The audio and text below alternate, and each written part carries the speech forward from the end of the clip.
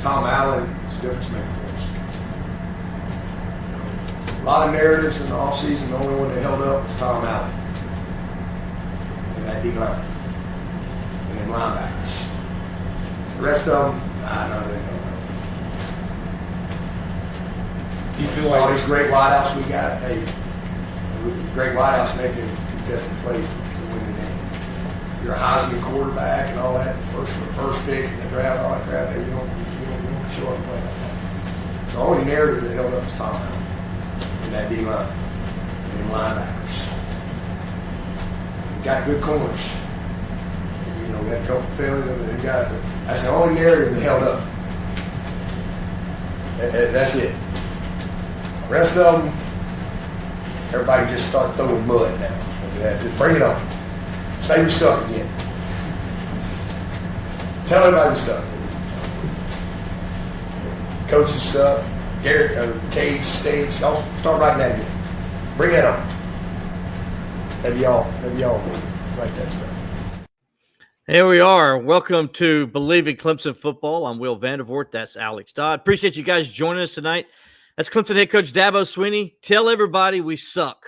That's what he wants us to do in the media. The only narrative work that came out of the offseason was Tom Allen and the Clemson defense being better. Alex, welcome, man. What a way to kick off week 2 of the college football season. That's not the start to the show that we predicted last week, but here we are and getting ready for week 2. Yeah, you gotta love it, man. The thing I love about Coach Swinney, and the question was, they were asking about, oh man, I'm trying to remember the exact player they were asking about, but they're asking about a certain player, and then it just went straight. Dabo, as Dabo does, as he moves and talks, it came on to somehow, the narrative, and it might have been a question about Cade and just not living up, having the game that he had the other day, and Dabo's like, basically, it's not just Cade, it was all of us, on the offense. We just didn't live up to it. He said the only thing that did was Tom Allen and the defensive line and the linebackers. They did it, as you just heard what he said there. And so it was, man, I'll tell you what, Dabo was very open today. It was probably one of the better press conferences. Not that Dabo ever has a bad press conference because he does it, but it was one of the more informative press conferences. If you haven't had a chance to watch it, you need to go do it because it was one of the more formative ones Dabo's had, where he went into detail about why things didn't work the other night. And he also went into detail why he feels really good about this team still, despite the loss. Despite how bad they were on offense, despite how bad his best player, as he described it, was, they had the ball with a chance to tie the game and put it into overtime at the end of the game. And he's like, you got to look at that and understand that as bad as we played, we're still right there. Got a chance to win the game. And of course, it was Tom Allen and that defense is why the Tigers had that opportunity to win. So we got a big show to talk about. Obviously, the Associated Press poll came out today. The coaches poll came out. The Tigers, what happened with LSU. Alex, I wrote a column about, Clemson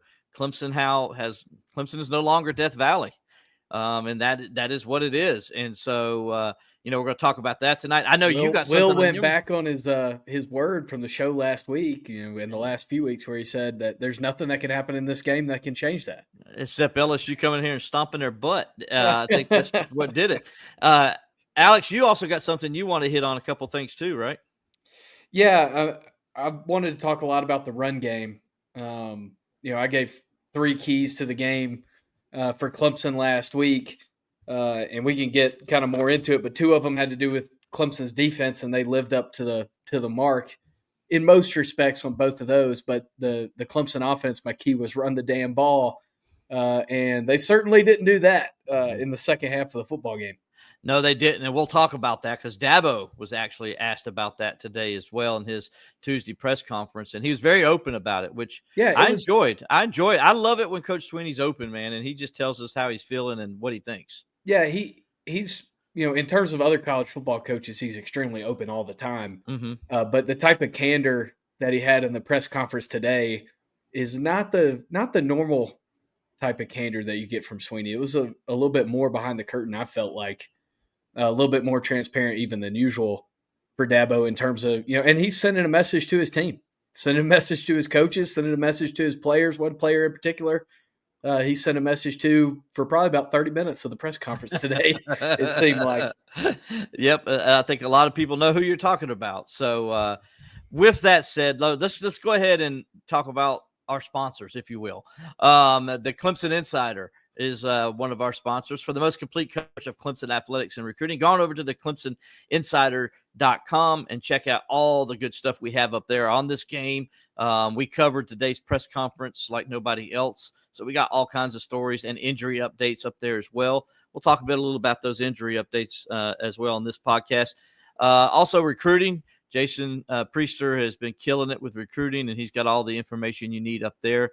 So you can go over to our X website and see it there on X, our page, I guess is what you call it. And then over to on Facebook at the Clemson Insider as well. And you can see us on YouTube. That's where we're at right now, and on Facebook Live right now as well. We appreciate you guys, and on X. We're on all the platforms, I guess, Alex. So we appreciate everybody joining us over there, and we appreciate Robert and everybody at the Clemson Insider for being our sponsor each and every week on the show. Also, want to remind the people not to forget, if something happens with the stream or you've got to leave, you got to go eat dinner with your family, you can go back and listen to the complete podcast tomorrow morning on Spotify, on Apple Music, wherever you get your podcasts. You can watch the video back on YouTube. So reminder, this isn't just a live show. You can go back and watch it all the way leading up to the game, and it'll still be fresh and ready to go. Yeah, and listen to it. And we're going to talk about Troy, so that'll be a little bit of stuff we talk about as well. So appreciate all you guys with us. And also I appreciate our new sponsor now in our third week with them, the all-new Smoke on the Water, which will be located at 64 Beacon Drive on Restaurant Row off of Pelham Road in Greenville, South Carolina. I say will be because they're going to be opening up their store, their new location by late October.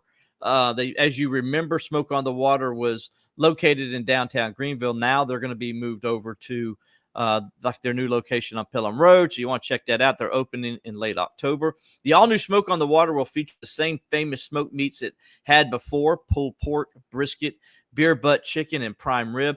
But a few new things will appear on the menu as well. Like its signature 5 barbecue sauces will be there to complement, not smother any of its smoked meats. Like before, the all-new Smoke on the Water will have Greenville's best happy hour, and it will all feature live acoustic acts. Smoke on the Water, owned by Mike Schuler, was a staple in downtown Greenville for 18 years before being forced out by the previous location by its new landlords. Right now, the all-new Smoke on the Water is available, though, Alex, for catering, and has its food truck. So if your mom needs to do some catering, your aunt or anybody, you got a wedding coming up or whatever. My mom might need to do some catering when I come back. If they're not going to be open that first weekend in October when I'm back, maybe I need to do some catering while I'm in town. I think you ought to do it. And if you do, call 864-232-9091 for more information. Again, the all-new Smoke on the Water, located at 64 Beacon Drive on Restaurant Row off of Pelham Road. Again, if you want to do some catering before they open there in October, it's 864-232-9091 for more information. Give it a try. It's just like all old time, but it's going to be a little bit new too for Smoke on the Water when it opens up, and also the catering and all. Alex, I tell you, I can't wait for it to open back up. We're going to definitely have to try it out. I'm looking forward to it, man. When I was told it was opening back up and they wanted to sponsor us, I was like, let's go. Let's do it, and let's go eat. I'm going to definitely have to eat there. Yeah, me and you have never had a problem eating, especially when the food's good. And that's the good thing too about Smoke on the Water opening back up is we already know what to expect. We already know how good the food is, and they're going to add some new stuff too.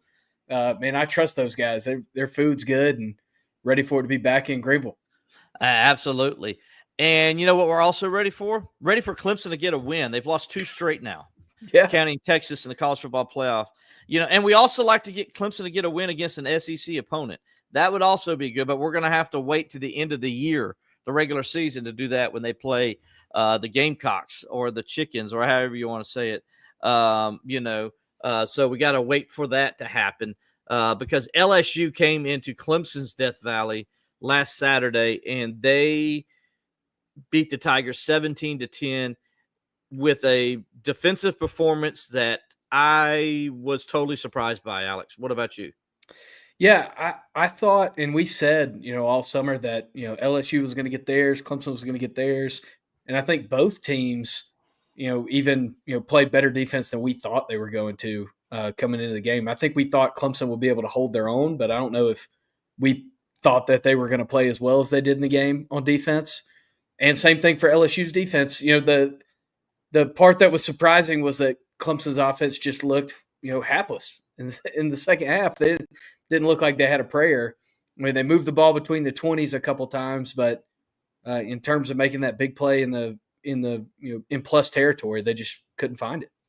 Yeah, they couldn't. And Dabo Swinney talked today about how a lot of it came to where they had opportunities, and so Cade he blamed it on his quarterback. He says, my quarterback didn't play well. Yeah. He's like, it's as simple as that. And LSU had a lot to do with that. But they said, LSU would bring pressures and stuff, and they had hot routes. They had plays to counter what LSU was doing. He said LSU didn't do anything that they didn't know they were going to do. Like everything they practiced during the week, LSU did. And so they weren't surprised by a single thing LSU did. And they were just didn't execute. And, some of that was LSU's what happened. Some of it was because Clemson, where, a center didn't – I'll be honest, the offensive line was awful.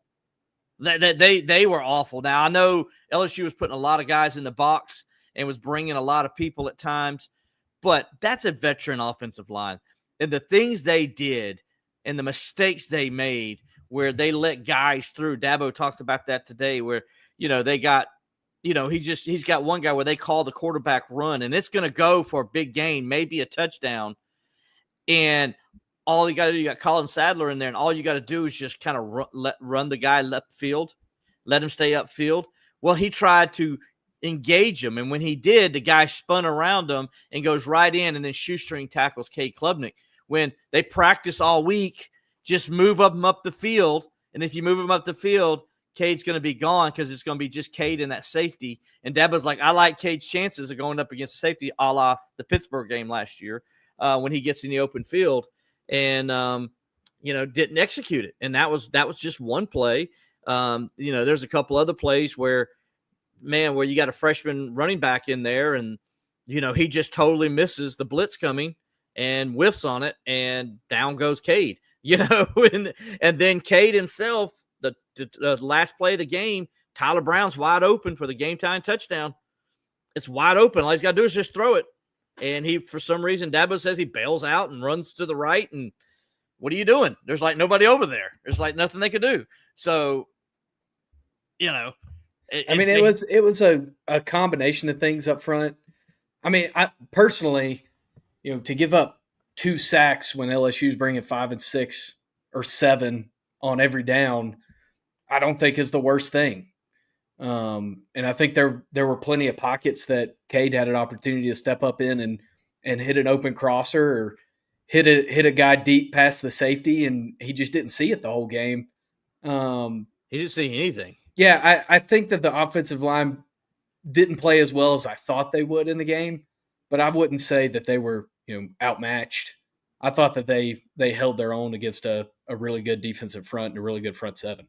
Well, they did. I didn't say they were outmatched. I just said they didn't play well. Right. 2 different things. Right. I mean, they didn't play well. I mean, it's as simple as that. I mean, they didn't grade out well. They didn't look good. They ran the ball for 1.9 yards per carry. Now, granted, you said, well, they only gave up 2 sacks. True, but how many times was he pressured? Right.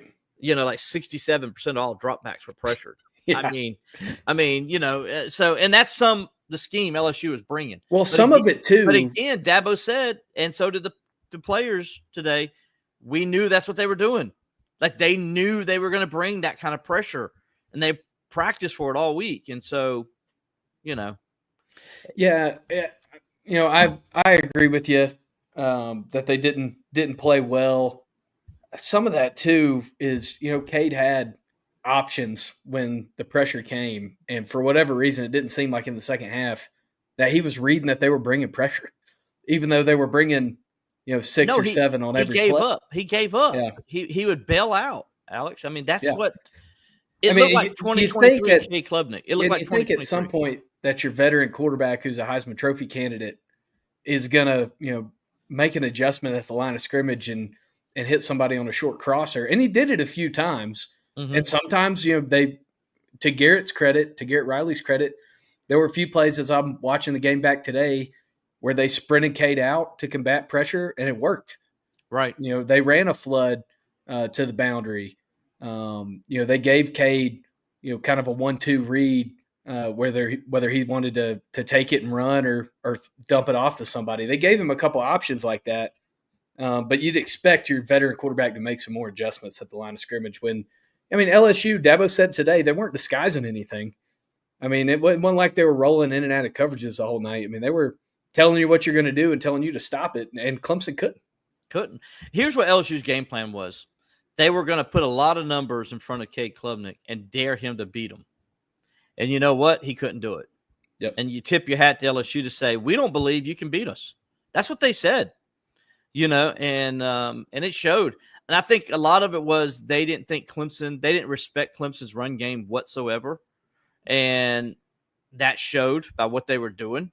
And Clemson's got some problems there, man. And I think a lot of it, I got to put on the offensive coordinators. I thought he gave up on the run way too early, and that allowed them to be one-dimensional and allowed LSU to sell out on them. And I think you got to – I don't care if you're getting 2 or 3 yards. 3rd and 7 is better than 3rd and 12, and you got to stay with it, or 3rd and 10. You got to stay with it. And, even if you're just getting 2 yards, get 2 yards and make it at least somewhat manageable 3rd down, and we just didn't see that. 20 carries for 31 yards. Adam Randall had 1 carry the entire second half, and that came on the first play of the second half when he ran for 6 yards. He ran for 6 yards. You didn't give him the ball again. How did we know he couldn't run the ball? Yeah, that's the thing that, it just completely bailed on the run. It's like every fear that Clemson fans had about the air raid offense, manifested itself in one game. You just completely abandoned the – you would have thought Clemson was down, 2 or 3 touchdowns the way that they were playing in the second half, not even trying to run the football. That's the way it felt with the calls on offense. And Alex, we both said this last week. This offense and the way Garrett Riley calls it, it's predicated on the running game and play action passing. The passing game doesn't work without the run because they play so much play action off of it. It's like, okay, if you're not running the ball, LSU's like, well, you're not running the ball. We're not going to worry about the play action. We're going to come at you. We don't care what and we didn't see them do anything creative with Adam Randall. Not really anything. Yeah, all the stuff that me and you, and we talked about this on Sunday when me and you kind of did our debrief on the football game, is, me and you all offseason are talking about how many options Adam Randall gives you at running back, and you really didn't take advantage of any of them. You had him drop out in the flat on that one play where he went and chipped the linebacker, and you had a big gain for it, like a 14-yard gain. But other than that, you didn't really have any impact for his skill set at running back. Absolutely. And I blame that on the play caller, and then the 2 tight ends, Olsen Pat Henry had a great catch. And then Christian Bentancur had a great catch and run. And all of a sudden, the tight ends went into a closet again, into a shell. We didn't see him the rest of the second half. It's like, what are we doing, with these guys? Justin Berger gets in and says, in my opinion, Riley and the running backs were the biggest disappointment. He wants Riley to go. Said he's yet to impress him yet. And the running backs, he wants the freshman to eat. A couple other guys getting in here. Justin Kirkland, so is the Riley era over now. I think that's probably a little bit of an overreaction in game one, but right. That's a Monday morning quarterback take, that's for sure. Well, absolutely. And we appreciate you guys' comments. Please feel free to keep continuing to comment. And Alex will definitely, mention your comments and talk about them if we see them. And we talk about them as much as we can. We'll go through. Alex does that. Does a great job going through and seeing what you guys are saying over there. And, hey, listen, you guys are correct. First of all, I won't know if say it's over. I know you're asking the question, is it over? No, it's not over. I think you got still a whole season to go. In this one game, you can't put in and say, oh, my gosh, how bad they were. but it was bad the other day. And it's bad because in a sense you played so well against Texas and the offense looked so good in that game. And he looked like he took a step forward against a top 10 defense last year in college football. And then you just took 2 steps back in this first game against LSU. And your quarterback, what scares me is the quarterback looked like he reared back to 2023. And that's scary because 2023 Cade Klubnik was not good. And Clemson can't have him, running 20 yards backwards again, and Dabo even mentioned that today. I mean, Alex, that is what worries me more than anything. Oh, 100%. And I remember you said last week, I should have went and pulled clips from the show last week just so people don't think we were selling them a false bag of goods. But you did say on the show last week that the way Clemson loses this game is if Cade reverts to 2023 Cade Klubnik and bails from the pocket.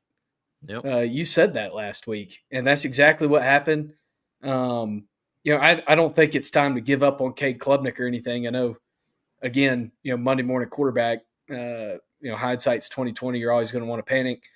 I kind of thought it was interesting. This is where we'll go here is, have you heard Dabo challenge a quarterback the way that he challenged Cade in the press conference today? And what was kind of your take on it? Because he was, pretty adamant that, Cade's got to play better and he expects more from him. I remember back in he challenged Taj Boyd back in the day to play better than he had been playing. And that would have been the 2013 season. And so I remember him challenging Taj Boyd. I think it would have been after that Florida State game where he really challenged Taj to be better. And so I would say that's the only time I can remember. I'm sure he probably got after Deshaun and Trevor at some point. I don't remember. I don't know that he had too much to get after Trevor. Right.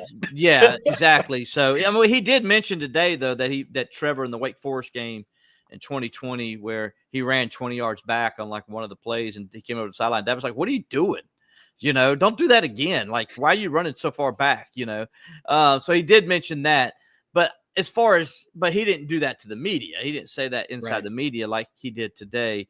And I think Alex did that because Cade, he was probably surprised Cade played so bad too.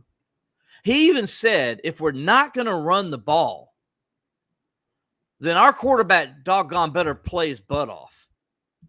If we're not going to run the ball, not play like the way he played, and that was a message not only to Cade, but that was a message to Garrett Riley too. Dabo has been, so you fans understand, since Sunday night, or actually since Saturday night when that game was over, Dabo has called out Garrett Riley without saying Garrett Riley's name. Yeah, he did kind of slip up a little bit on that that rant that we opened the show with. He threw Garrett Riley's name in there. Right. I don't know if it was intentional, but I think it kind of goes to the point that, he's very clearly challenged Garrett Riley that they need to run the football. Right. And he even took ownership too and said, I need to make sure that it's happening, So I think what you're going to see is Dabo Swinney's going to be dipping his hand in the pot. You know what, Alex? People like to criticize Dabo, say Dabo doesn't need to be calling plays and all. I think Dabo needed to be calling plays the other day. Yeah, I think so too. And Scott Kelly gets in on Facebook, says the same thing. I'm concerned why Dabo didn't step in and not allow Riley to abandon the run. Right. And we know that in the past, Dabo has stepped in and told his offensive coordinator to run the football. Right. The Syracuse game with Chase Bryce, that game. That's true. At halftime, we know for a fact, I know with 100% certainty that Dabo Tony Elliott, challenged Tony Elliott to run the football more in the second half, and it worked out that day. Worked out pretty good. Of course, Syracuse and LSU's defense a little bit different.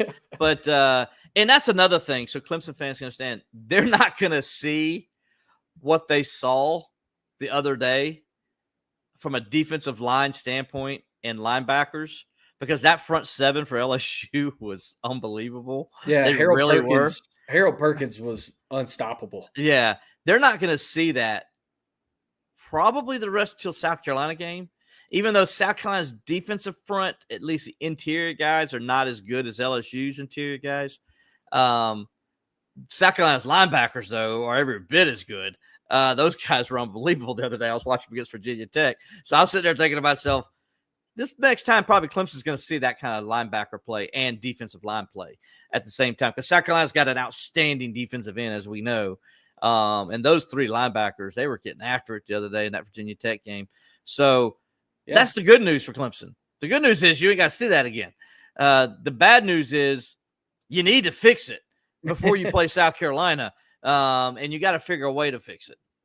Yeah, 100%. And, I want to give Luke LeBourgeois, who's been with us all offseason, our LSU, our resident LSU fan. Yeah, our faithful LSU fan in here.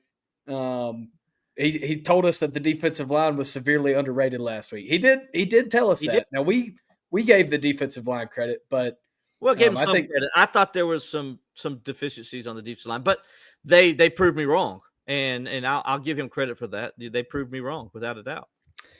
Yeah, I wrote down some numbers, Will, about abandoning the run game. Okay, go ahead. Kind of went back and looked through the stat sheet. So do you know how many times Clemson ran the ball in the fourth quarter? Yes, I do. 0. Yeah, 0. Do you know how many times they ran the ball in the second half?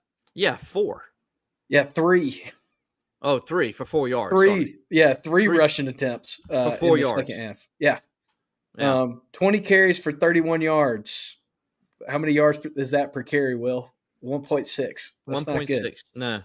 No. But Adam Randall, 5 for 16. But here's why we talk about not abandoning the run game. And this is how football has always worked since the beginning of time. Even when all they did was run the football, this is how it's always worked. The running game opens up in the second half. When guys get tired, when guys get fatigued, when you hit the wall with the sledgehammer enough times, eventually it's going to break through. But Clemson just stopped swinging the sledgehammer. They didn't even try. They didn't even pick it up. Let's just throw the football with a quarterback who's struggling the worst he's had in years. Yeah, I mean, in this game, Garrett did nothing to help his quarterback out. Yeah.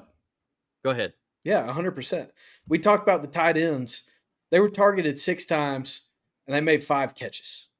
That's pretty good. That was a bright spot in the game. Absolutely. Wide receivers, not a bright spot in the game. Not a bright spot in the game at all. Opposite of bright. They were dark. Yeah. So 32 targets for the rest of the wide receivers, and you have 14 catches. Yeah, and where was Tristan Smith? That's all we heard was Tristan Smith and Tristan Smith this. Yeah, didn't play. Played 3 snaps. Didn't do anything. Played 3 snaps. And I'm like, and those are all in the first half. I think they came in the first quarter. So he didn't play after the first quarter at all. Yeah. And then, granted, they lost Antonio Williams. That hurt. And that really kind of set them back for a little bit. But now I will say Tyler Brown played well. Yeah, Tyler Brown played his butt off, I thought. He did. And he got open. I mean, that's the other thing about, putting the onus on Cade is, man, I felt like Tyler Brown in that second half was running wide open the whole second half and just didn't find him. Absolutely. And so, Tyler Brown played well. The thing I was disappointed was you saw guys have trouble getting off the line in Bryant Wesco and TJ Moore creating separation. They just struggled in this game more than I've seen them ever struggle. Yeah. And then also when they did get the balls and they had 50-50 opportunities, they lost every time. Yeah. Wesco dropped 2 passes. Moore had 2 contested passes that he should have caught that he lost the battle on. There was one for Wesco where if he doesn't go down on a knee, he would have lost that one too. He would have lost that one too. Exactly. So, I mean, we mentioned it earlier. The offensive line played bad. The quarterback played bad. The wide receivers, other than Tyler Brown, played bad. The running game was non-existent because the offensive coordinator just didn't do his job. And then the tight ends, they played well when they got their opportunities, but you didn't give them enough opportunities. Yeah. And so, I don't understand what happened there. And I don't know what's going on in the press box where the coach's box that they're relaying this down to Garrett and, what was happening.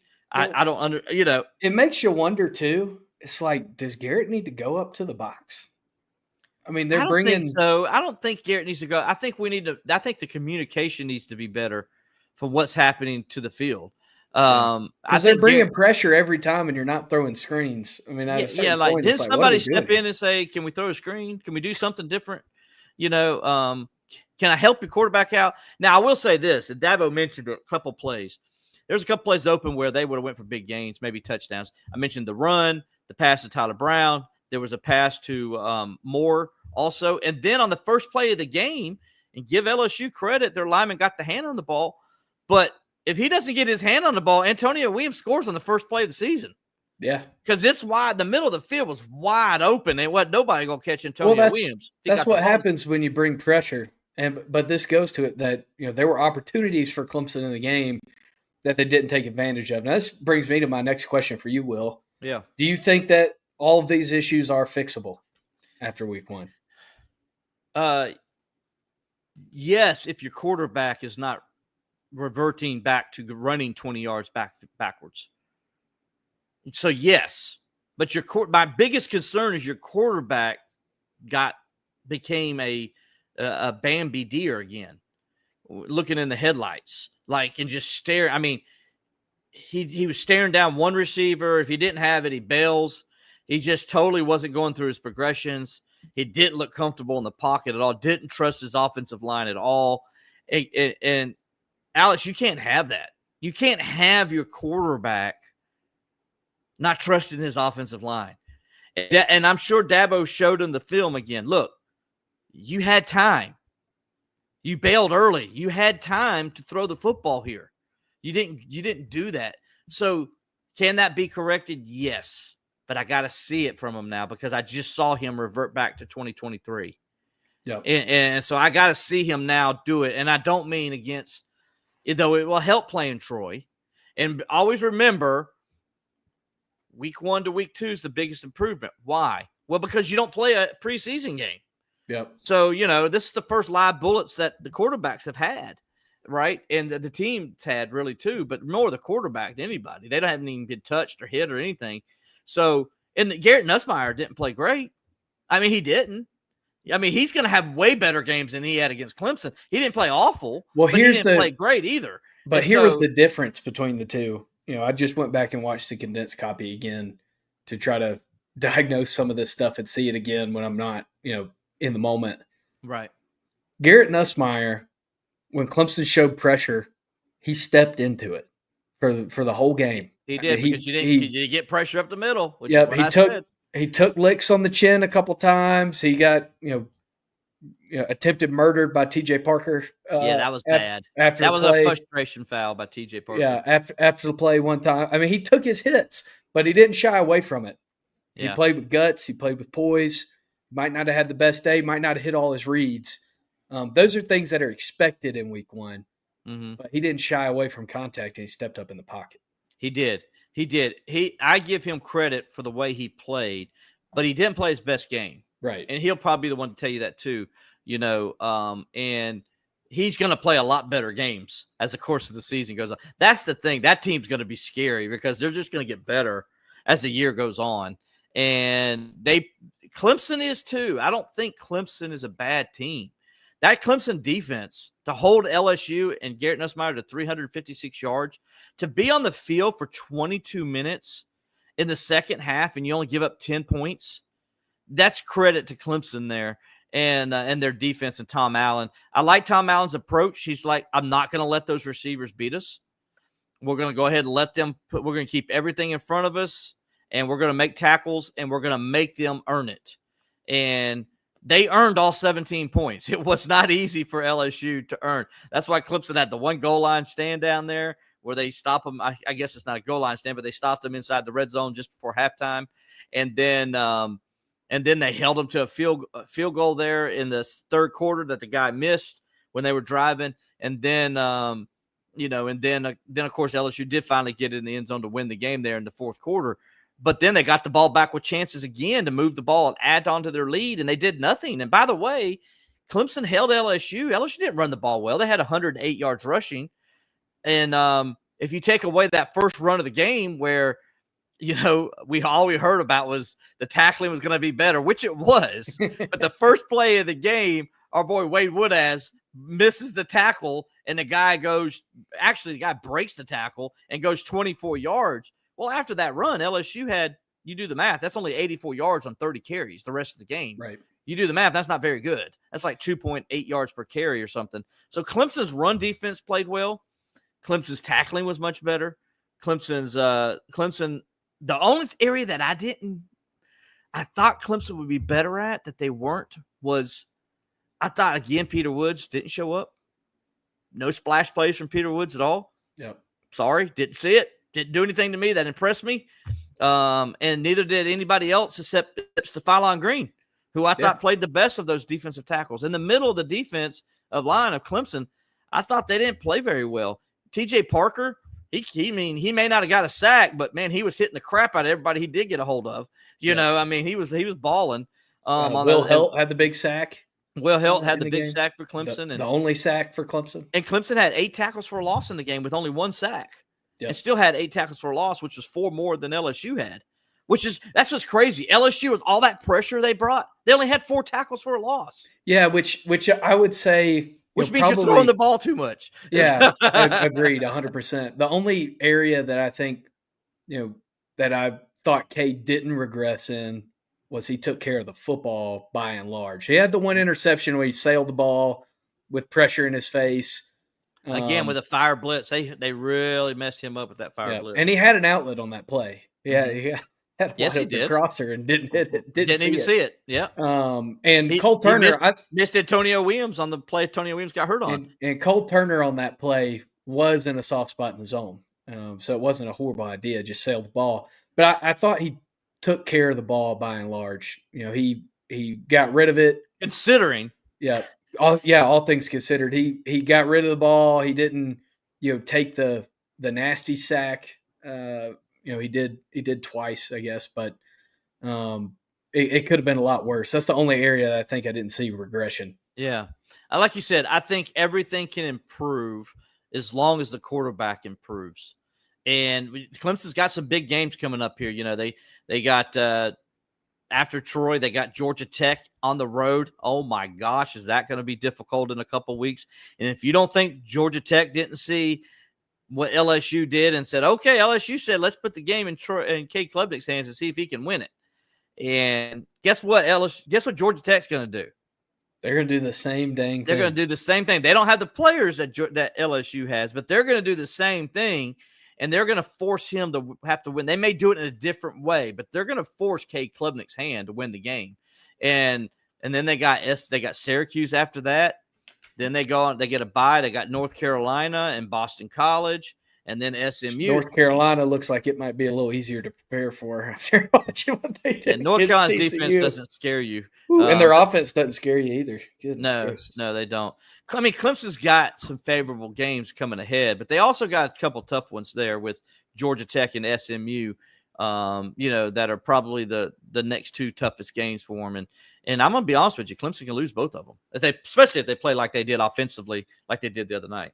Oh, 100%. I mean, Georgia Tech, just look at the way that they've game planned on defense the last 2 years under Brent Key. They're going to be ready to play.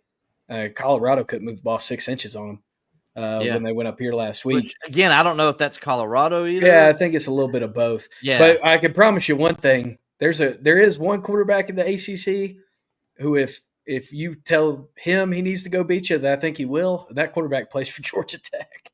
Yes. Haynes King, that's what Colorado said. If we're going to lose this game, it's going to be because Haynes King beats us. And boy, did he.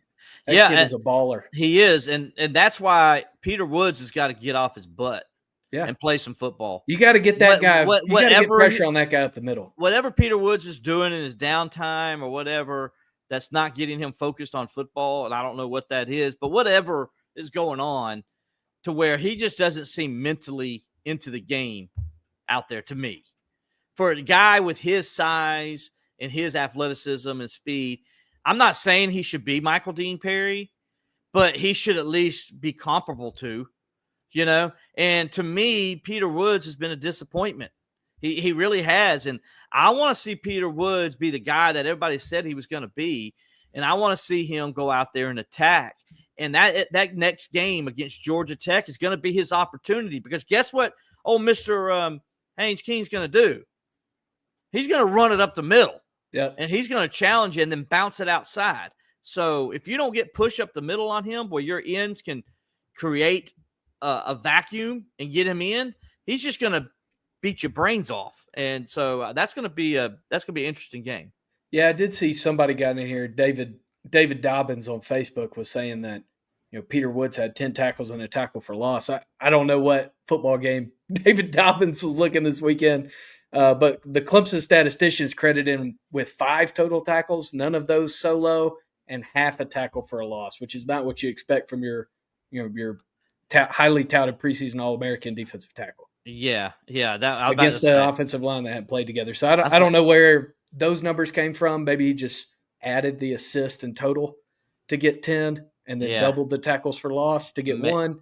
But that's not what the stat sheet says, David. And those are the official Clemson coaches' stats. Those are the Sunday film stats. Film study. Yep. So Peter Woods, and not just Peter, but I like DeMonte Capehart didn't play as well as I thought he'd play. There were a couple times I thought DeMonte Capehart caused Nussmeier to get off his spot. Mm-hmm. When I went back and watched it, but it wasn't, the other thing is, we talked about this leading into that LSU was going to do some things to try to help with Peter Woods.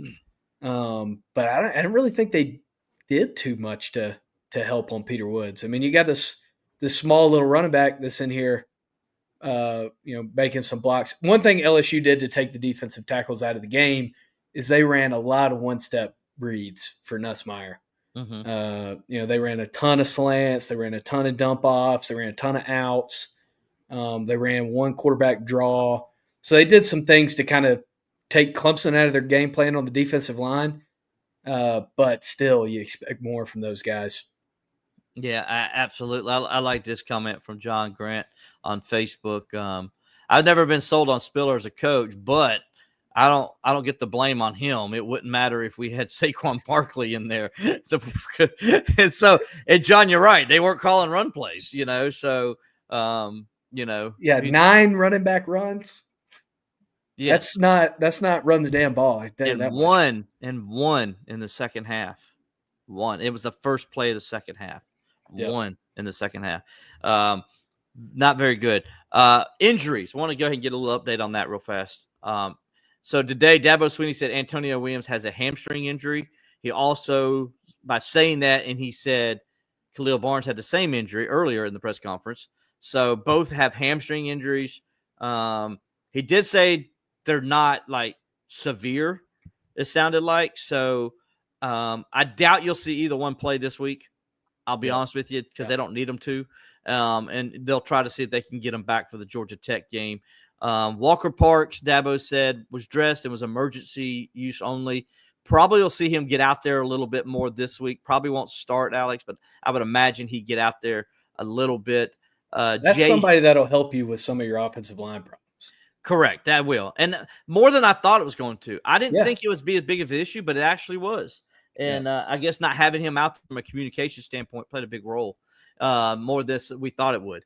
And then Jay Haynes has he kind of took a step back. Dabo said that he was getting ready and they were trying to get him ready, get him back in.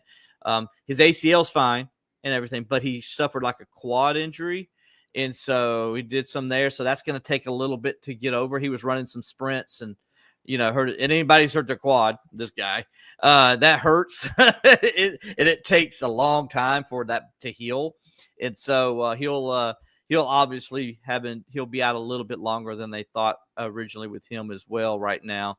And so I think that kind of updates it. Other than that, they came out of it pretty good shape considering, where they were at, coming out of a game that physical. Yeah, and it was a physical football game. I mean, it delivered all the physicality that you wanted, except for the fact that Clemson didn't try to be physical on offense. Yeah, good point. But the defense was very physical for Clemson, and and I was very impressed with the Clemson defense. I know there were a few things as I was watching the game in real time that were frustrating to me, and then when I watched the game back, I'm like, oh, that's just what they were doing. I mean, they were just they were playing soft coverage and making LSU keep everything in front. And it was an effective game plan. I mean, you neutralized the LSU offense and gave yourself a chance to win the football game, which is all you wanted. I mean, you forced 2 turnovers, so you had your big plays. I was very impressed with the defense. Obviously, so was Dabo with what he opened the show with here. Yes, very impressed with the defense. Somebody I did see, and I might have lost it.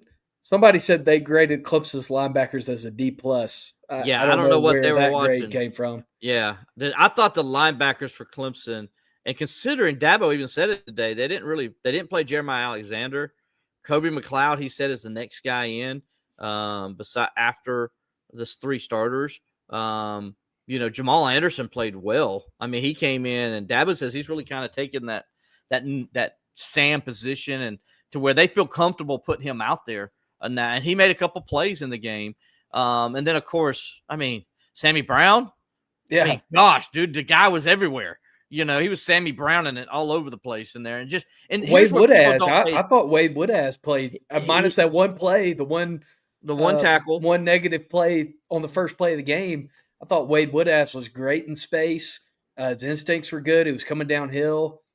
Sammy Brown. I mean, I don't know if there's very many better open field tacklers in college football than Sammy Brown. LSU's last true offensive play, they got 3rd down. Clemson just burned its last time out. If LSU picks up a first down here, the game's over. So they run Clemson's playing basically a kind of a cloud coverage, if you will, and the backers are playing back. And Sammy played the screen to the running back perfectly, where he didn't over pursue, didn't allow the running back to have any angles, and allowed his pursuit of his teammates to get to him along with him to make the tackle. If you go watch that play, that is the way a linebacker is supposed to play that kind of play. And he played it beautifully and allowed Clemson he got a very small yardage, the LSU running back did, and allowed Clemson to get the ball back with a chance to tie the game at the end. Those are the little things, if you pay attention, that Sammy Brown does as well as anybody, and he's only a sophomore. That's how instinctive he is. That's what his football IQ is like, and that's why he's such a doggone good player. Yeah, absolutely. I mean, Ronan Hannafin, we haven't even talked about. I did see. Oh yeah, Ronan Hannafin. Yeah, somebody on Twitter said, there was a Clemson wide receiver who moved positions that really impressed me this week, and it wasn't the one I was expecting. And dang, if they were right, I mean, that's the same opinion I had. Ronan Hannafin was unreal. Yeah, I had people tell me leading up to the game that seemed practice and all. They kept telling me, look, Ronan Hannafin's unbelievable. They say he's a ball hawk. He's a hitter. He knocks the ball loose. He's like full speed ahead, and loves to tackle. He loves playing defense. See, I know he played offense when he came in, but he even admitted that, he loves to hit. That's why he liked playing special teams, because he could hit. And so, you put that guy with that kind of mentality back there. Alex, is putting a guy with talent with the same mentality me and you have. We love to hit people and play defense, right? But we didn't have the talent. So, that's what you're putting back there. Or the God-given athleticism. Right. So he's got that athleticism to go with that mentality. And, man, he's going to be good. I'm telling you, he's going to be really good. And I think he showed that the other day. I'm looking forward to watching him continue to play. Even the one hit he took that was hard, where it looked like he's going to be down for a while. He gets up and he's like, yeah, I'm good to go. Let's go. Just had the wind knocked out of me. Yeah. Just had the wind knocked out. I mean, what a hit, too. I mean, he just belted that receiver for LSU. And the LSU receivers knew they saw 5 coming. They were going to get hit. I mean, you could tell they knew they were going to get hit. He played a great game as well. And I thought the secondary played well. I really did. They held their own against those receivers, because that's all we heard about is how good those receivers were. And Clemson says, nope, you know what? We're not going to let those receivers beat us deep. We're going to keep them in front. And they did that, and then they made tackles in space, really good tackle in space. They kept LSU from making any real big plays. Yeah, and when they did play man coverage, which they did, several times throughout the game, I thought that, Hampton was in phase. He got the one PI, which was a PI, which is going to bring me to my really angry rant if I go into it anymore. Please, this too. That's what this is all about. Dude, I am so freaking sick and tired of Clemson students throwing stuff on the field. Let's I do mean, it. grow up. You're college students. I mean, you're over 18 years old. Like, why are you throwing garbage on the field? Like, there's no reason. There's other schools that have had this problem. Like Tennessee had this problem when they threw the golf balls and the mustard bottles and all that crap on the field when they played Lane Kiffin. and Texas lost that did game. it. Texas did it. These other schools, when that happens, their university president stepped up and said something and stopped it. Yep. Clemson's university president hasn't said anything about it. Have you seen anything from Jim Clements today or yesterday about this? I haven't. No, Did you see anything from Jim Clements on Saturday night about this? I haven't. No. Well, it's pretty easy to fix. These other schools have done it. You go on there, you got a bazillion cameras in the stadium. You look at what idiot is throwing stuff on the field, and you tell him he can't go to any sporting events the rest of the year. And I bet none of those other kids are going to throw anything on the field. It's that simple. It's classless. It's tasteless. Honestly, like, get out of my university. It's embarrassing as an alum to see students do that crap. Clemson has had a reputation previously for not being a place that did stuff like that. That was another school down the road that did stuff like that and hit Hunter Renfrow in the helmet with a bottle of questionable liquid. But for whatever reason, that's what Clemson does now. Why can't we just do what Clemson fans have always done? Just boo for 20 minutes. Every time they run a play, just do that. I mean, if you want to show your frustration, you don't have to throw stuff on the field. I mean, grow up. In the famous words of Sam Weiss, and I'm just going to replace the school, the city, he said, "We're not living in Columbia. You're better than this." Well, and you know what? Clemson's not better than this now. They're not. The students are not better than this now. There's 2 years in a row that you've had something like that. You know, there are going to be calls in the game that go against you. The other thing is you got this big-ass video board that shows you that he was holding the wide receiver. It was holding the wide receiver. It was the right call. And you can see that big video board behind your stupid head that shows you that it was the right call, and you're still throwing stuff on the field. I mean, what are we doing? Yeah, don't do that no more, guys. And I'm with you. I think the president can nip this fast if he just gets up. If he wants to. He says, "Hey, if you do it again, we're going to find you. We're going to throw you out. You're going to be never going to be able to come to a Clemson game ever again." That doesn't mean just when you're in college. That means ever again, like you're banned from the stadium. So, I'm with you on that. That's the way to keep people from doing it. And granted, it wasn't that many people that did it. I don't care if it's one person. Right. Take them out of the stadium. But at least the good majority didn't do it. They stayed wised up and didn't get stupid like a few of the others did. Plus, there's like photographers and people there working, and game people and stuff like that. Game operations. Do you think when you hurt them? You think when you throw stuff on the field that the officials are like, you know what, guys? I'm kind of scared. They're throwing stuff on the field. Maybe we should make a couple calls for them. Do you think that's how that works? I mean, what are you trying to accomplish? Throwing stuff on the field. If you saw the last drive of the game where, Brian Kelly gets right in the way of the official, which is, by the way, it's not a warning. It's a 15-yard penalty. And he didn't get a 15-yard penalty called on him like the Georgia player did back in a couple years ago when I think it's the national championship game, Alex, if I'm not mistaken, where he was in the middle of that and he got the official ran into him and they threw a 15-yard penalty on Georgia. Brian Kelly should have been assisted a 15-yard penalty on that. So, not saying that's the difference in the game or not. But, Clemson wouldn't have been able to score anyway. They probably wouldn't have been able to score anyway. But the point of it being is, like, you got away with it, and Dabo mentioned a couple other plays that, he kind of was surprised weren't called pass interference today. He said one was the one to Tyler Brown over the middle, which would have been a first down and kept a drive alive, probably could have led to a score, and he mentioned how, like,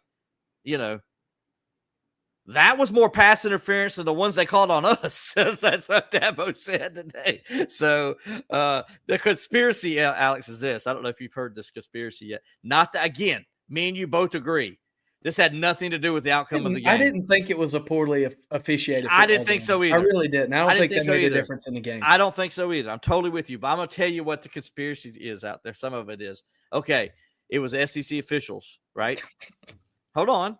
I'm not done. Well, Clemson does get ACC officials next year. That's not the only thing. It wasn't. Not only was it SEC officials, but Greg Sankey was in the house. Yeah, there we go. You got the boss looking over you. I mean, there were some Make things sure that, you call more on the orange. That's what those everybody's saying. Those SEC officials made a call that I still think was the wrong call on the Berry and Brown touchdown that went Clemson's way too. So it wasn't all against you. Let's just say it that way. That was a call that could have went either way that went in your favor. Luke, I don't care what Brian Kelly said. He was in the way. It's like whether he tripped him or didn't, he was right in the way of the official. My boy Mike Tomlin was assessed a 15-yard penalty. He didn't do anything. He was just in the way. And so you get in the way, and he was in the way. He's not supposed to be in that white strip at all. He's supposed to be clear where the referee can run up and down the field without anybody running into him. So I don't care what Brian Kelly said. That was his fault. Own it, Brian Kelly. You made the mistake. Own it. Did you see what Brian Kelly said today in response to Dabo? Yeah, I did. Dabo said that he said he would have graded LSU at 65 and Clemson at 58 or something. Right. And man, Brian Kelly kind of shot back, which is kind of surprising for a guy with a losing record against Dabo Swinney. You don't think he would be, taking shots like that. Especially when his 2 wins came in overtime and came 17-10. And Dabo made a point. It's correct because they had the ball 22. And Brian Kelly even said it. We dominated the second half. I don't know how he can say that. Well, yeah, he's saying it because you dominated the second half, and you did. You had the ball for 22 minutes, but you scored only 10 points. You scored only 10 points. You didn't. Clemson had a chance to tie the game late despite you dominating it. So, Brian Kelly, suck it up. You did. Your team did play bad at times.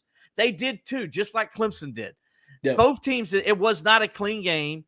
Both offenses did not play nearly to their potential. Both defenses played really well. It is what it is. Own it, Brian Kelly. Yeah. Your team had the ball 3 times to seal the win, and you didn't a single time. You went 3 and out and gave Clemson's offense the ball back. So come on. Own it, dude. Own it. Yeah, 100%. I mean, at the same time, it's like, I don't know why Brian Kelly would answer it. It's probably my rational take. But in all seriousness, it's like, what benefit is there to you saying that? I mean, I guess you have the right to talk crap. You won the game, you won the football game. Nothing wrong with talking crap. You won the opener. You all season, you put the paw all over your building. You put TJ Parker's face on a blocking dummy and Kay Klubnik's face on a tackling dummy and called it Death Valley. You did all this stuff and it worked. I mean, talk your smack, but yeah, I don't know. I probably wouldn't have answered the question. I would have said, all right, he can talk about that if we want. I think he should have answered like, well, we'll grade our grade.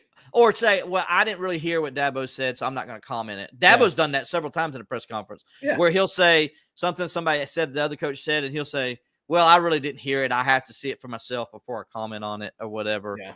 That's what Brian Kelly should have said. And Dabo didn't mean it in any disrespect. It was taken out of context. Right. He was saying that he didn't think Clemson was that far behind LSU in the football game, which is true. I mean, they lost the game 17-10. They lost the game 17-10. Dabo wasn't saying it as a smack at LSU or anything. He was saying it as okay, we played better than you guys think, and we gave ourselves a chance to win. We didn't play winning football, but he said, hey, they didn't play great either. Yeah. And they didn't. LSU didn't play great. If they played great, they would have scored more than 17 points. Yeah. That's just, they didn't play great either. That's a fact. And Dabo just said it. It was taken out of context, as media people do, and they made it blow up more. And maybe Brian Kelly's response is, we're taking it out of context more. I don't know.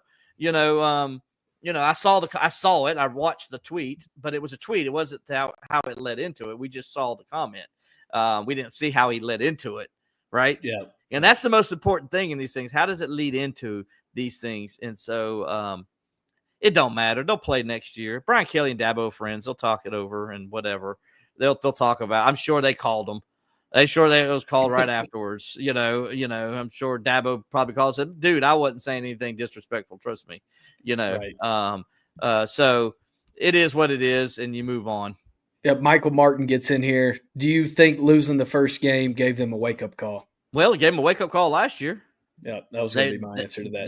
They went 6-1 after that and really dominated. Now it's a little bit harder schedule this year, I think, in the sense of they got Georgia Tech in a couple weeks and then SMU in a few weeks, so they need to play a little bit better than they did. But yeah, I think, look, when you lose, it's always a wake-up call. And, and another point Dabo made today was for both teams, not just Clemson, but LSU too, was you played a game against a very good opponent.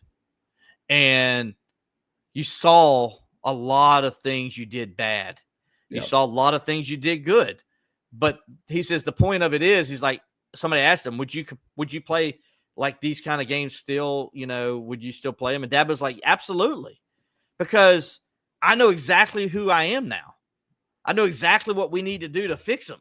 There's no what if or any of this or how would we do against this team.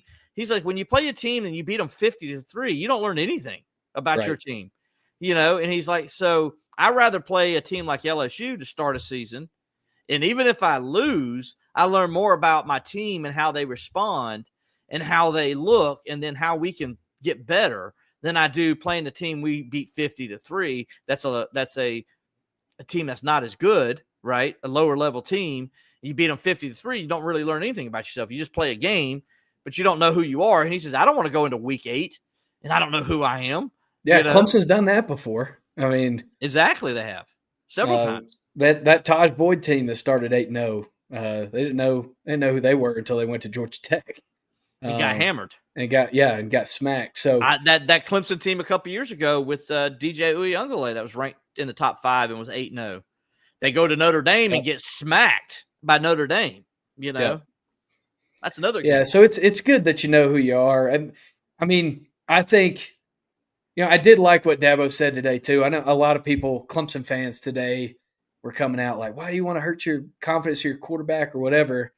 Dabo's only done this, like we mentioned earlier, a few times where he's, directly called out a quarterback.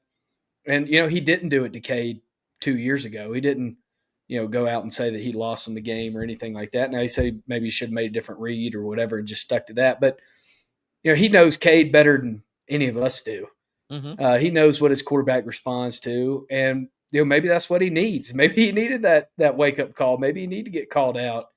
And we'll see how he responds this week. Again, if last year was any indicator, as bad as he played in that Georgia game, and that offensive line played a lot worse in that Georgia game, the defense played a lot worse in that Georgia game too, that team responded the next week. So I feel pretty confident that this team will respond as well. I agree with you. Before we get out here, Alex, despite the loss to LSU, we'll go ahead and go to the rankings. The good news for Clemson is they only fell to 8 in the rankings, which tells you how people looked at that game across the country and thought it was very competitive and how, it was an evenly matched game for the most part, and the two teams were just killing each other, trying to see who's going to win. And it was a very physical football game. And, so the rankings came out today in the Associated Press poll. Ohio State's number 1, Penn State's number 2. LSU moved all the way up to number 3 and also got 3 first-place votes. Georgia stayed at number 4. Miami moved up to number 5. Georgia moved up 1 to number 4. Miami moved up to number 5 from number 10. Oregon moved up to number 6. Texas fell back to number 7. I thought that was a little surprising. I thought Texas, to me, in a 14-7 game where Ohio State had 2 goal line stands, I would have kept Texas. I just sort of swapped Ohio State and Texas out. That's how I would have done it. I think people were underwhelmed with the way that Arch played in a way that was, the other thing too that went against, Texas in this scenario and to Clemson, against Clemson to some degree, but maybe not as much as everybody was watching the game. Every writer in the country was watching that Ohio State Texas game. And I think they were all, they all kind of had to reevaluate their opinion on Arch Manning. And I think that kind of hurt Texas a little bit there too. Yeah, I agree. But Texas is really good. Yeah, I mean, that defense played great in that game. Well, they really I thought in that fourth quarter, I was kind of impressed with the way that Arch looked in the fourth quarter. He started stepping up and making some good reads and made some big throws. And, he did. Remember, his first real game as a starter is at Ohio State. Yeah, I mean, this ain't Louisiana Monroe. Exactly. So give him some slack. I think people are being a little too hard on him. Clemson fell to number 8, as I mentioned, after the loss to LSU, but still in the top 10.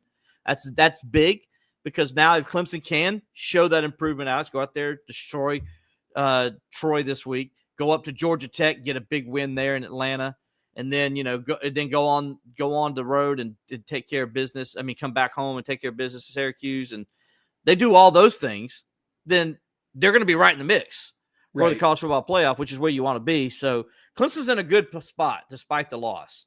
If you're a Clemson fan, you still got to feel good. Notre Dame also, I'm telling you, I was impressed with Notre Dame's freshman quarterback. Miami won the game.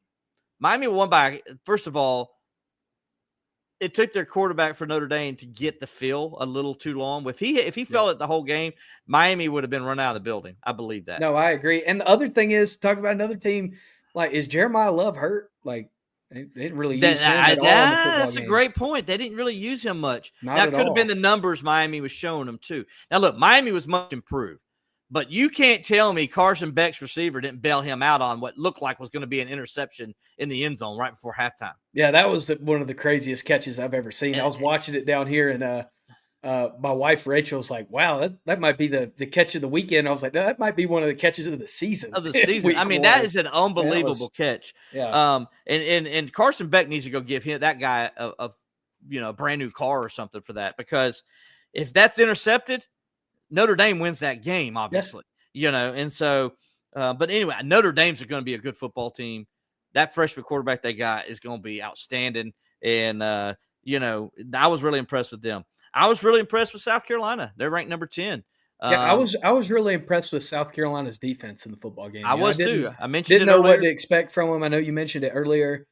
Obviously, Dylan Edwards was Dylan Edwards, but I was really impressed with their linebackers and the way that they got downhill and got to the football. I mean, they were flying around the field like it reminded me of some of those Spurrier teams, the way they played on defense, right? The way they got downhill. And here's the thing that's makes you nervous is Lenore Sellers. He didn't play well in his first game last year either, and he didn't play exceptionally well in this game.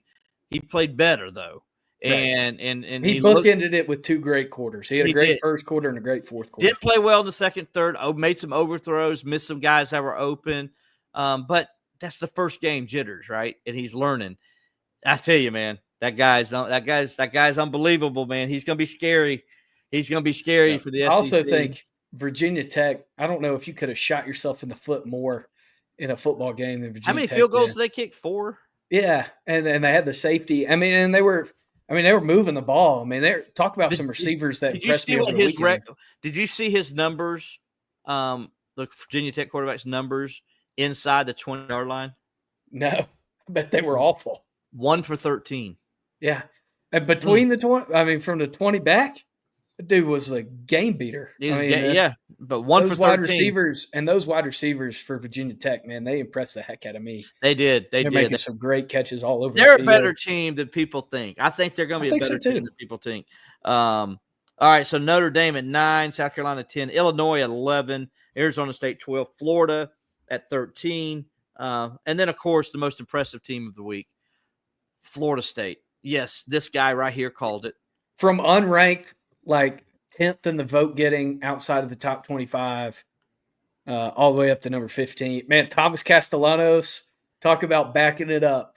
Hey, dude. Holy cow. When I saw his teammates at ACC Media Days having his back, and they had his back and they weren't like shy about it, I'm like, okay. And then I told you I wasn't impressed. I thought Alabama was overrated. And Alabama right now, they fell to number 21, and I'm like, why? Yeah, they should be out of the day. They should be out them of at Florida State, they should have switched places in my mind. So Alabama should have not be in the poll at all, but they are. But good win for Florida State. Good bounce back. Let's see if they can keep it going. Like I said, Alex, last week, they're not 13-1. Their program's not 13-1. And their program's not 2-10. It's somewhere in between. Yep. And we'll see as the season goes on. They're going to probably start the season 4-0, and then they go to Miami and a big game there against the Hurricanes. That's when we're going to really find out about that Florida State team, because Miami, I think, is legit. I don't think Alabama is. I think Miami's a better team than Alabama. So that's when we'll really find out about Florida State. Yeah, and I tell you one thing over the last week, man, I was impressed by the ACC. Except for North Carolina and Clemson. I wasn't expecting anything from North Carolina. I expected, similar things to what I expect from Wake Forest from North Carolina. Let's be honest, call it what it is.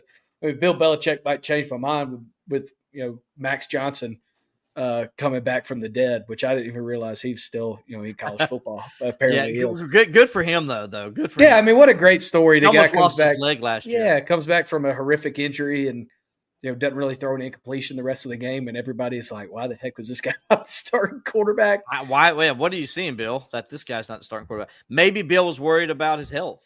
Maybe that's it. Yeah, I mean, I'm being honest. Maybe he was distracted. Bill was doing a lot of things that Bill's never done this offseason, and we won't go there. We won't go there. We won't go there. Like interviews. That's what I mean, like interviews. Yeah. Okay, that's it. It sure wasn't his depth chart. Somebody said that it was Quack on Twitter said on the bright side, Jordan can add blowout to the trademark list. right beside Gold Digger. Oh, Anyway, yes, she did. Again, I think I said it last week on the show. She did trademark the word Gold Digger, in case anybody's listening. That's why I brought it up. Michigan at 15, Iowa State at 16, SMU, the Ponies come in at 17. 4 ACC teams ranked this week. 10 by the SEC. Don't get it. 10, Alex. 10 by the SEC. 10. This many. Yeah. There's only 16 teams in their conference, and 10 of them are ranked. That's freaking ridiculous. I'm sorry. Oklahoma, one of those 10. They won't be after this week. Number 19 is Texas A&M. Ole Miss is at 20, a team that doesn't need to be ranked either. Alabama definitely doesn't need to be ranked at 21. Tennessee is ranked 22. Indiana, 23. Texas Tech, underrated, is at 24. And Utah, who looked really impressive in their first win, they're at 25. That rounds out. In case you're wondering, BYU had a good win. They got they're next in line with the receiving votes, followed by Auburn, and then the Ramblin' Wreck from Georgia Tech. Little surprised TCU didn't get more love. They only got 49 votes, 49 points in the poll. I think they come in right around, let me see, 26, 27, 28, 29, 30, 31. And so they would be like ranked 31 in the rankings there. So, by the way, in case you're wondering, in the coaches poll, Clemson also ranked number 8. So the Tigers are right where they need to be. They just need to now go win. Yeah. Just go win some football games, look good doing it, stay there in that top 10 all year, beat the SMUs and the Louisvilles when you get those opportunities, get those rank wins. Georgia Tech probably going to be ranked here in a few weeks. You want to go get that win. Alex choking on whatever. I guess lunch is coming back up. Yeah, it was a little bit of lunch. Yeah, a little heartburn there. Mexican for lunch.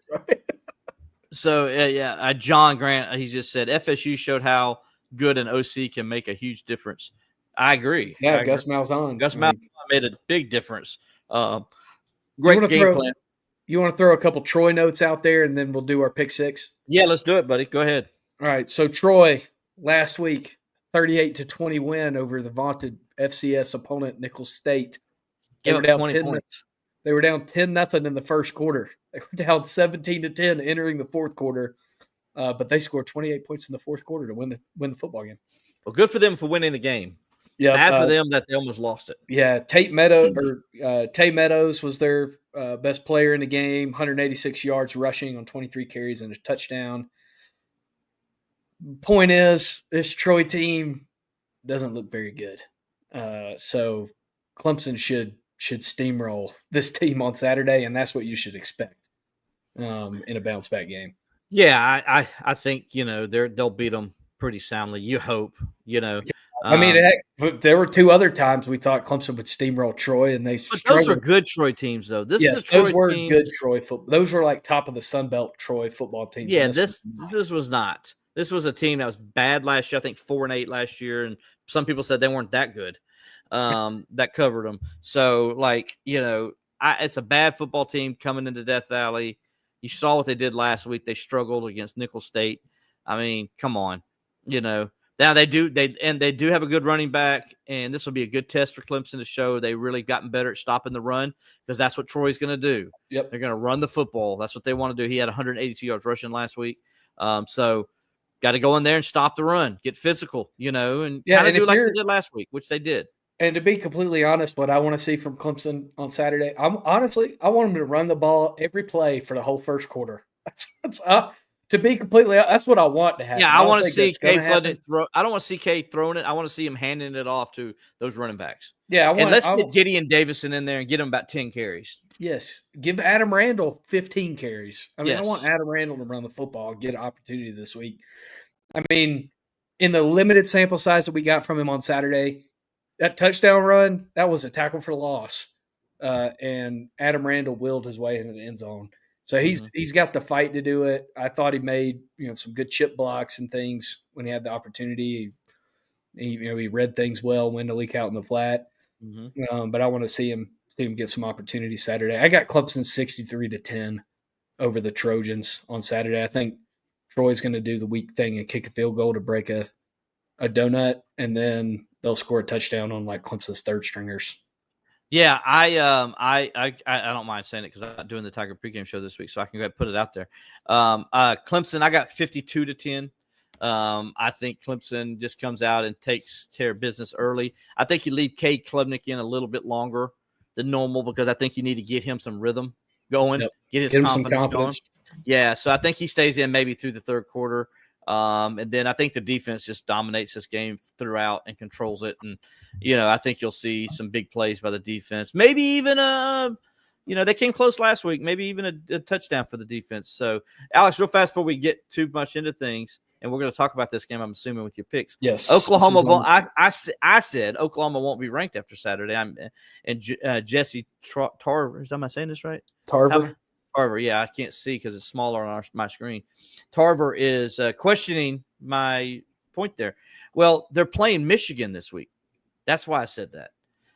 They got to play Michigan. Now, they play them at Oklahoma, but, dude, until I see Oklahoma, beat somebody not named Alabama, who Alabama's not good. They're just not. They're just not good.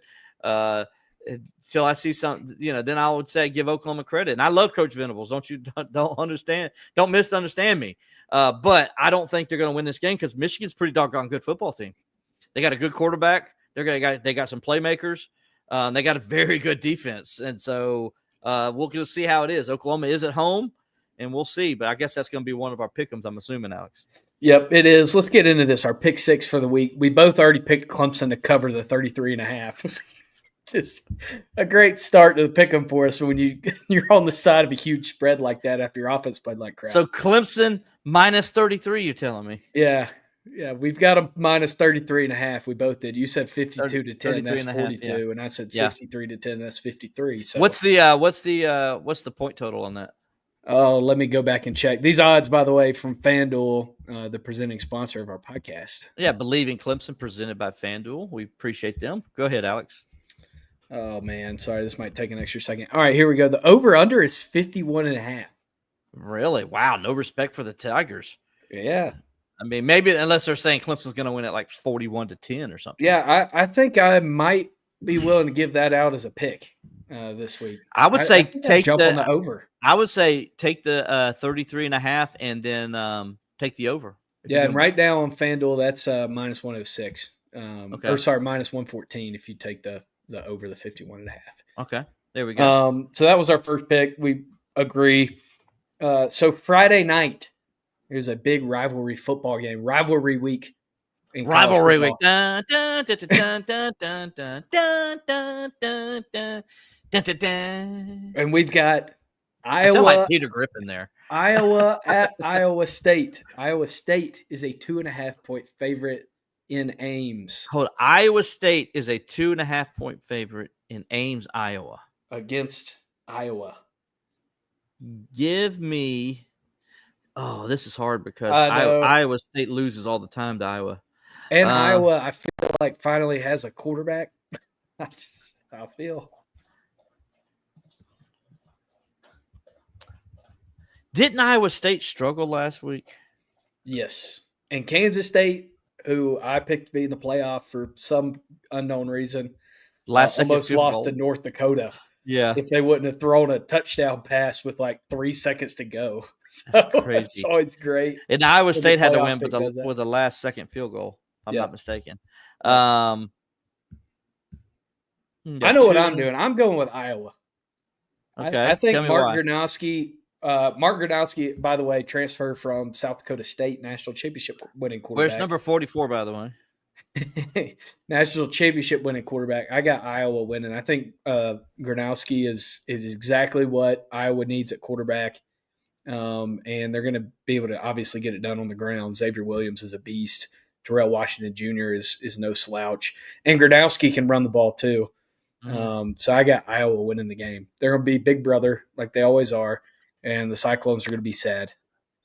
I'm with you on this, but I think this Iowa team, I think just kind of the Kansas State game, this game, kind of had a letdown in between the typical trap game, if you will. And, I mean, you were in Dublin too. I mean, yeah. Let's be honest, you had to travel back. Yeah, from Dublin. I'm gonna go with give me Iowa State minus 2.5. I think they're gonna cover that, and I think they're gonna win the game, and they're gonna win by probably a field goal. They'll probably 17, 20 or 20 punts in the game, but I think they'll win by a field goal. They're as the battle of the cornfields, I guess, in Iowa. So give me Iowa State minus the 2.5. All right. The next one I got is on Saturday. Illinois is a 2.5-point road favorite at Wallace Wade Outdoor Stadium against Duke. What kind of favorite? 2.5? Yes. Illinois is a 2.5-point Well, you favorite. know what my rule is, Alex, and I used this for Notre Dame last week in Miami.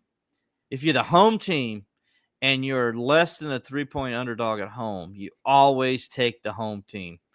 And so I'm going to take the Duke Blue Devils minus the 2.5 over the Illini. There you go. Will picking against his playoff team, Illinois fighting Illini. Hey, I just said minus the 2.5. So, I mean, plus the 2.5. I'm sorry for Duke. So Duke's going to lose by 1 if everything goes according to Will's grand scheme. That's right. I didn't say they're going to win straight up. I just said they're going to cover the 2.5. I also have Illinois in the playoff, and I'm picking Duke in this game at home just because, man, their quarterback, I saw some people throwing shade on him in the first quarter when things were getting a little slow for him. But, boy, he went off after that, and he really impressed me last week. So I like Manny Diaz's Blue Devils. But, see, it's not a real – it's like it would be a real noon Duke game if it was like on Jefferson Pilot. High-flying Duke action. It's Duke and Illinois. Get the mayonnaise out. Let's go. This afternoon on the Raycom Sports Network, we're putting vinegar on our barbecue. That's what we need. But instead, it's going to be like on ESPN or something. Whatever. It's on ESPN, noon. Yeah. So the next game I got, another ACC game. Virginia at NC State. NC State is a 2.5-point favorite. The same NC State team that I was going to say for whatever reason, but we know all of the reasons why NC State struggled to put away East Carolina last week. So you're saying NC State's a 2.5-point favorite at home against Virginia. I bet there'll be maybe – I don't think they'll sell it out. I mean, they already had a home game and the fans want Dorian gone.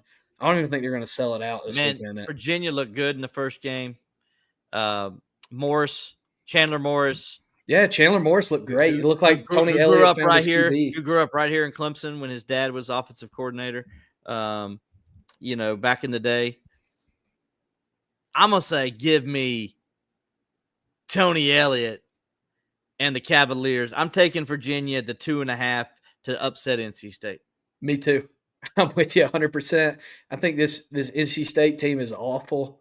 There's no way Dave Doran survives this season pending a miracle. I think he's finally out of Raleigh after this year, and I think this game's going to be a big reason for it. I think you're right. They should have lost that game against East Carolina. There's no doubt in my mind. Go ahead. What you got? The next game I've got is Kansas at Missouri, an old school Big 12 matchup. Border war. Border war. And Missouri, I told you it's rivalry week. Week. Yep. Dun, dun, dun, dun, dun, dun, dun, Come on, sing it. Yep. And Missouri is a 6.5-point favorite at home against the Jayhawks. And Jayhawks look pretty good in week 1. They did look pretty good. That's actually week 2. They've actually played 2, didn't they? Play? Yeah. They looked pretty good the last 2 weeks. Yeah. So, and Missouri did what the other day? They beat Sister Mary of the Poor like 61-0 or 61-6. How many points they getting? They're getting 6.5. 6.5. Okay. I'm going to take David Blackwell's Missouri Tigers in this one. Upstate native, former Clemson coach, the O-line coach there. I'm gonna go with Missouri, the Yellow Tigers. So you get Missouri cover the -6.5. Yeah. Okay. I'm going to go Kansas plus a 6.5. I think Kansas can. I think they'll at least cover. I think that spread's too high. I think they're playing pretty good football. They won their last 3 games last year to end the season, after starting off bad. And then they've now won 2 straight to start the year. They're on a 5-game win streak. They're playing with a lot of confidence over there. I don't think they win the game, but, because anytime it's tough going to Columbia, Missouri, that's a tough place. That's sarcasm. It's one of the most hostile environments in college athletics or any athletics or any sport in the world. Now, I say that, but the only time Clemson ever played there is in 1996, and they ran Clemson out of the building. So, that was a weird game. Weird things happen in Columbia, Missouri. Yeah. All right, the final game of our pick'em, Will pretty much has already given his pick out here. Michigan, number 15 in the land, going to Oklahoma, number 18 in the land, and the Sooners are a 5.5-point favorite at the Palace on the Prairie. They got the Sooners 5.5. Yeah, you're telling me you're going to give me 5.5 points for Michigan? Yeah. Man, give me the Wolverines all day. They're, not only are they going to cover the 5.5, as I did last week when I said about Florida State, give me Michigan straight up to win this game. We'll go with a super dog 2 weeks in a row.